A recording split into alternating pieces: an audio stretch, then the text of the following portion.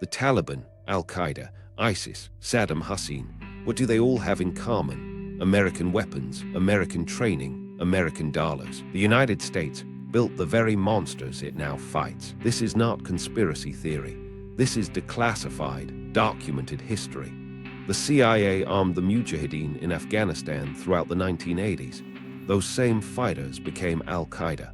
Washington backed Saddam Hussein with intelligence and weapons, then invaded his country twice. Armed, trained, betrayed. The pattern is so consistent, so predictable, that calling it accidental is an insult to your intelligence. Today, we trace the money, the weapons, and the policy decisions that turned allies into enemies, decade after decade. By the end of this video, you will understand why this cycle never stops. Because someone profits every single time it repeats. The Afghan trap. In 1979, the Soviet Union invaded Afghanistan, and Washington saw an opportunity, not to liberate the Afghan people, but to bleed Moscow dry. Operation Cyclone was born. The CIA funneled over $3 billion in weapons and training through Pakistan's intelligence service, the ISI, directly into the hands of the Mujahideen. We didn't push the Russians to intervene, but we knowingly increased the probability. Brzezinski, Carter's national security advisor, admitted this openly. The strategy was brutally simple. Arm anyone willing to fight the Soviets. Don't ask questions. Don't check backgrounds. Don't think about tomorrow. Just pour weapons into the chaos and let it burn. Stinger missiles, AK-47, explosives training. The CIA taught guerrilla warfare to men who would later turn those exact same skills against the United States. Among those fighters moving through training camps funded by American taxpayers was a young Saudi millionaire named Osama bin Laden. Funded, armed, created. The Soviets withdrew in 1989. Washington celebrated and walked away. Afghanistan was left in ruins, and those fighters, they didn't disappear. But that brings us to something far more disturbing. Saddam's ally era. While the CIA was arming fighters in Afghanistan, Washington was shaking hands with another future enemy. In December 1983, Donald Rumsfeld flew to Baghdad as a special envoy. He sat across from Saddam Hussein, smiled for the cameras, and offered American support. The man America would later call a monster was at that moment a valued partner. The reason was simple: Iran. After the 1979 Iranian Revolution, Washington lost its most important ally in the Persian Gulf. Saddam was the counterbalance. So America provided Iraq with satellite intelligence, military equipment, and agricultural credits worth billions. Washington armed Saddam, knowing exactly who he was. And here is the darkest part.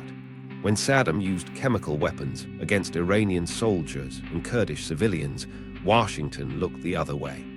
The State Department blocked UN resolutions condemning the attacks. Ally today, enemy tomorrow. As the legendary journalist I.F. Stone once reminded us, all governments lie, but disaster lies in wait for countries whose officials smoke the same hashish they give out. The alliance lasted until Saddam invaded Kuwait in 1990. Then overnight, the ally became the enemy. But the pattern was only just beginning to reveal itself. Blowback unleashed. There is a word the CIA uses internally that you were never supposed to hear. Blowback. It means the unintended consequences of covert operations that blow back onto the country that launched them. And by the 1990s, blowback was arriving in full force. The Mujahideen fighters America had armed and trained didn't vanish when the Soviets left Afghanistan. They reorganized, they radicalized, and they found a new enemy. In 1993, a truck bomb exploded beneath the World Trade Center. The mastermind, Ramzi Yousef, had direct connections to the same networks the CIA had cultivated in Afghanistan. The weapons America sent came back as weapons pointed at America. If you're starting to see the pattern here, hit like and subscribe to keep exposing what they hide, because what comes next connects all the dots. Osama bin Laden, once praised as a freedom fighter by Western media, declared war on the United States. Freedom fighter to terrorist. His grievances: American military bases on Saudi soil, American support for Israel, American intervention across the Muslim world. As former CIA analyst Michael Schuer explained, they don't hate us for our freedom. They hate us for our policies. September 11th, 2001 was the ultimate blowback, and America's response would manufacture even more enemies. The Iraq lie. After 9/11, the American public wanted justice. The government gave them something else entirely. Afghanistan was invaded first. That made sense to most people. But then came the pivot no one expected. Iraq, a country that had absolutely nothing to do with 9/11. The justification, weapons of mass destruction. Colin Powell stood before the United Nations in February 2003, holding a vial of white powder, presenting satellite images and intelligence that would later be proven entirely fabricated. The evidence was manufactured, and the people who manufactured it knew it was false. Hans Blix, the UN weapons inspector, said he found nothing. The intelligence community had serious doubts, but the decision had already been made. As then Deputy Secretary, Paul Wolfowitz admitted years later, for bureaucratic reasons, we settled on weapons of mass destruction, because it was the one reason everyone could agree on. Lies sold as truth. The invasion toppled Saddam in weeks. But what came next was a masterclass in manufacturing new enemies. The US disbanded the entire Iraqi army, putting 400,000 armed, trained, angry soldiers out of work overnight. That single decision would birth something far worse than anything Saddam ever created. And it did. Birth of ISIS. After disbanding the Iraqi military, America accidentally created the perfect incubator for terrorism. Camp Bucca, a US detention facility in southern Iraq where thousands of insurgents were held together with no separation between petty criminals and hardened extremists. Among them was a quiet, unassuming prisoner named Abu Bakr al-Baghdadi. Incubator. Inside that camp, former Iraqi military officers, Ba'athist loyalists, and radical jihadists lived side by side. They networked, they planned, they recruited. When they were released, they had something they never had before: organization, structure, a shared mission. The former Iraqi officers brought military discipline, strategy, and weapons expertise. The jihadists brought ideology and a willingness to die. America's own prison became the university where ISIS was born. And the weapons. When ISIS swept across northern Iraq in 2014, they captured American-made Humvees, artillery, and anti-tank missiles that Washington had provided to the Iraqi government. American weapons, American enemy. Billions of dollars in US military equipment fell into the hands of the very enemy those weapons were supposed to defeat.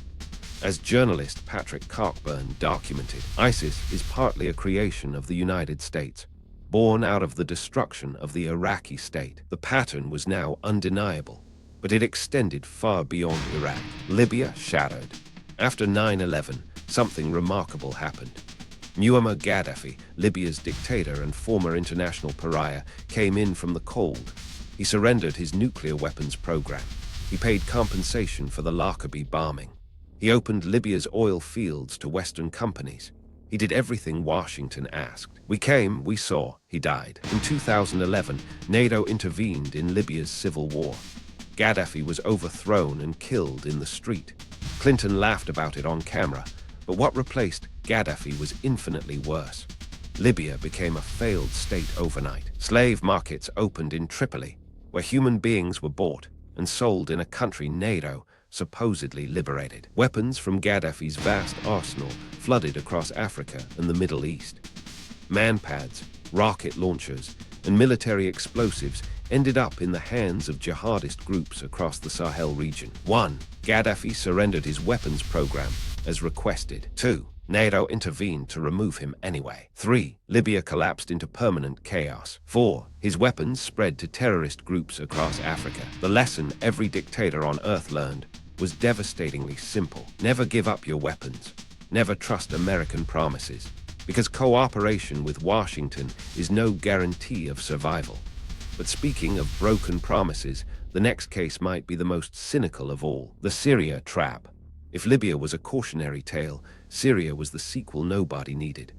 Starting in 2012, the CIA launched Timber Sycamore, a covert program to arm and train Syrian rebel groups fighting against Bashar al-Assad. The annual cost at its peak, over $1 billion of taxpayer money. Covert billion-dollar war. The problem was immediately apparent. The The so-called moderate rebels were anything but moderate. Weapons and fighters flowed freely between CIA-backed groups and extremist organizations, including Al-Nusra Front, Al-Qaeda's official affiliate in Syria. America was arming both sides of its own war on terror simultaneously. And here is perhaps the most absurd detail in this entire story. In 2016, the Pentagon was arming one group of Syrian fighters while the CIA was arming another. These two American-backed groups then fought each other on the battlefield. American weapons versus American weapons. American tax dollars funding both sides of a firefight. As former Defense Intelligence Agency Chief Michael Flynn warned publicly, it was a willful decision to support extremists, and the consequences were entirely predictable. The insanity of it was staggering, and yet it kept happening because of one simple, uncomfortable reason: the profit engine. Follow the money. That is the golden rule of understanding why this cycle never breaks. Every time America arms a future enemy, someone gets paid. Every time that enemy attacks, someone gets paid again. Profit. Lockheed Martin, Raytheon, Boeing, Northrop Grumman, General Dynamics. These 5 companies received over $150 billion in Pentagon contracts in 2023 alone. Their stock prices have outperformed the market for decades, and their former executives rotate directly into the positions that decide when and where America goes to war. 1. Dick Cheney went from Halliburton CEO to Vice President. 2. Lloyd Austin went from Raytheon Board to Secretary of Defense. 3. Mark Esper went from Raytheon lobbyist to Secretary of Defense. As President Eisenhower warned in his farewell address in 1961, in the councils of government, we must guard against the unwarranted influence of the military-industrial complex. War is a business. The defense industry doesn't want peace. Peace is bad for quarterly earnings. What they want is perpetual conflict funded by your tax dollars. Low intensity enough to avoid public outrage. High intensity enough to justify massive budgets. And the cycle of creating enemies ensures there is always a new threat to justify the next contract. But none of this would work without one crucial accomplice: media complicity. Every manufactured enemy needs a manufactured narrative, and that is where the media comes in. Before every major military intervention, the same playbook repeats with mechanical precision. Dehumanize the target, simplify the story, suppress dissenting voices. The first casualty of war is always the truth. Remember the Gulf War. A Kuwaiti girl testified before Congress that Iraqi soldiers were pulling babies from incubators and throwing them on the floor. The story dominated every news broadcast for weeks. It was a complete fabrication, staged by a public relations firm called Hill and Knowlton. The girl was the Kuwaiti ambassador's daughter. The story that launched a war was a lie told by a PR firm. Remember Iraq in 2003? Every major network repeated the weapons of mass destruction claim without question. Journalists who challenged the narrative were sidelined or fired. Phil Donahue, MSNBC highest-rated host at the time, was terminated for opposing the invasion. Question the narrative always. As Noam Chomsky documented extensively, the media serve the interests of state and corporate power, which are closely interlinked. The media doesn't just report on manufactured enemies. It helps manufacture the public consent needed to fight them. And understanding this is the key to breaking the entire cycle. Pattern exposed. Step back now and look at the full picture. 1980s, arm the Mujahideen. 1990s, fight Al-Qaeda. 2000s, invade Iraq, disband its army. 2010s, watch ISIS rise from the rubble. Same playbook, different decade, identical catastrophic results. This is not incompetence. Incompetent people don't repeat the exact same strategy for 5 decades. This is a system functioning precisely as designed. The cycle serves 3 distinct purposes. First, it justifies the defense budget. $786 billion in 2024 alone. Second, it maintains American military presence across the globe. Over 750 bases spread across 80 countries. Third, it ensures that the political class always has an external enemy to point to whenever they need to distract from domestic failures. Create, fight, repeat. As the great historian Chalmers Johnson wrote in his groundbreaking book, "A nation reaps what it sows," even in the field of international relations. Every enemy America fights today was yesterday's ally, armed with American weapons and trained by American hands. The question is not whether this pattern will continue. History tells us it will. The real question is whether enough people will finally open their eyes and see it for what it is. We traced a line from the mountains of Afghanistan to the deserts of Iraq, from the ruins of Libya to the battlefields of Syria. And at every stop, the same fingerprints appeared. American weapons in the hands of American enemies. American dollars funding the very threats that justify more American spending. Armed, abandoned, attacked. The cycle is not a bug in the system, it is the system. This is not about hating America. This is about demanding honesty from those who wield its power in your name and with your money. The pattern only breaks when enough people see it clearly, name it publicly, and refuse to accept it quietly. Knowledge is the only weapon they cannot manufacture against you. If you made it this far, comment "manufactured blowback" to prove you see the pattern now. Every government lies. The question is, what are they lying about? The truth is out there. You just have to follow the money. Subscribe if you want to keep digging.